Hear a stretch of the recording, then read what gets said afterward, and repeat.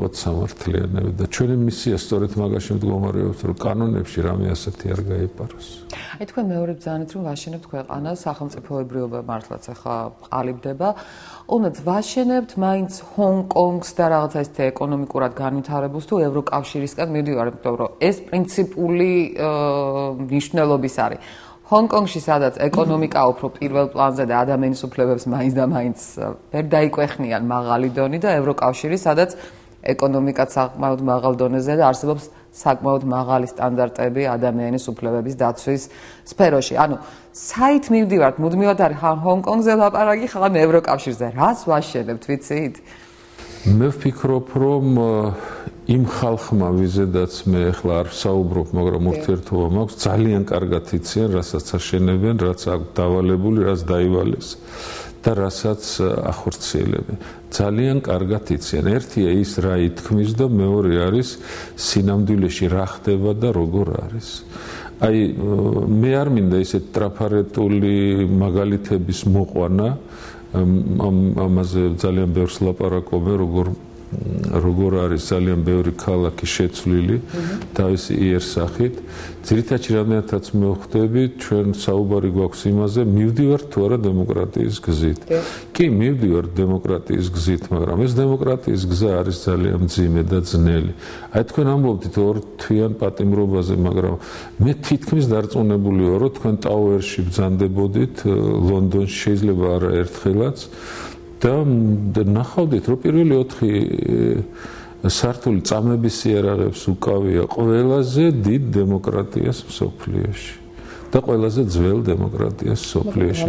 ისტორია არის ისტორია. ჩვენც გავდივართ ამ ეტაპებს, როგორც ჩანს და როგორც ჩანს ეს ისეთი რამ, რაც თითქოს სათქმელიც არ არის ორთვიანი პატიმრობა, ესეც რაღაცა ეტაპი არის.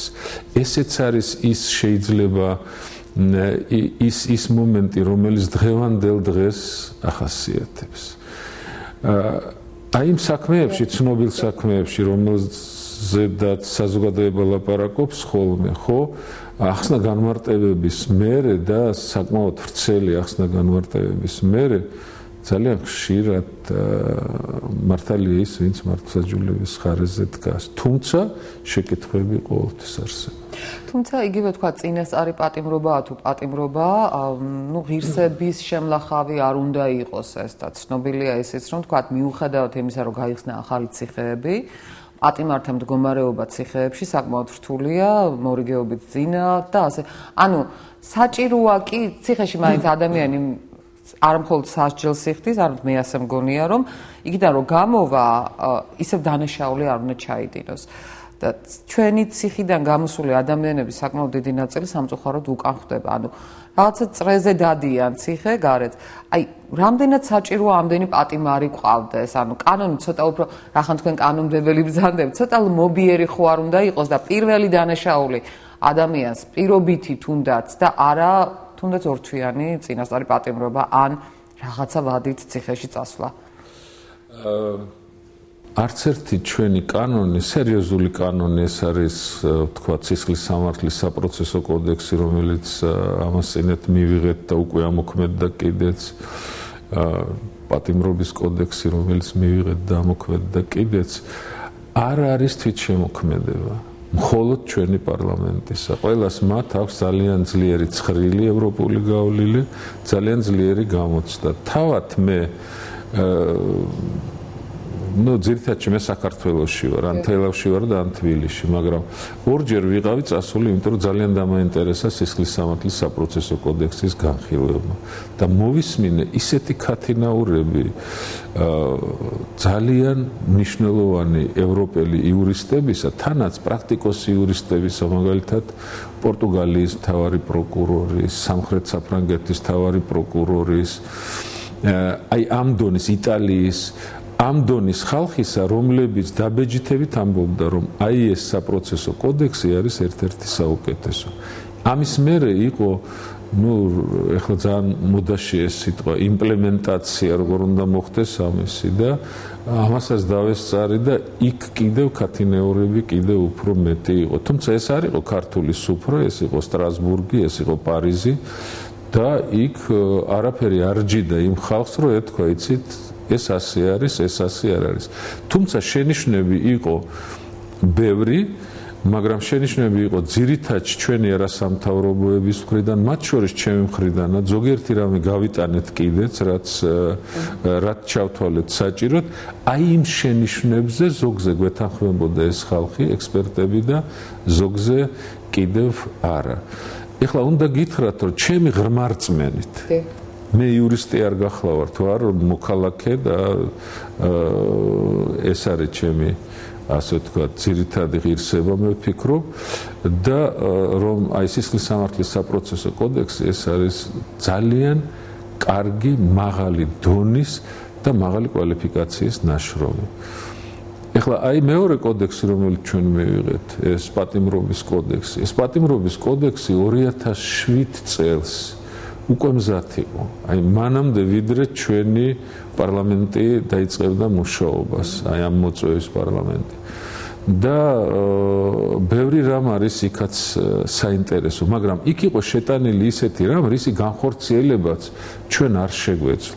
ჩვენ რა თქმა უნდა გარკვეული კორექტივები შევიტანეთ, მეცა და ჩემი პირველი მოადგილეც ძალიან კატეგორიულად მოვითხოვდით იმას, რომ რამენაირად გრძელვადიანი პაემნები ყოფილიყო, მაგრამ ეს დაგვისაბუთეს ეკონომიკურად, რომ ამისთვის ჯერჯერობით მზად ჩვენ არ ვიყავით.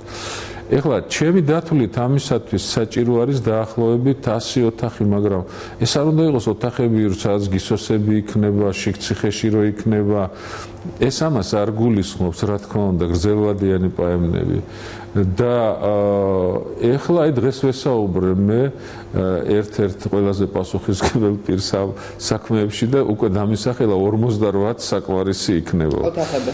კი, რა თქმა უნდა, აი პირველივე წელს ჩვენი პარლამენტის ასე ვთქვათ, პირველივე წელს ამ მოწვევის პარლამენტისას ძალიან აქტიურად მუშაობდით ამ თემაზე, რომ 38 მილიონი ლარი და მუშაობდი ბაჩო ახალაიასთან ერთად დამატებოდა ბიუჯეტს.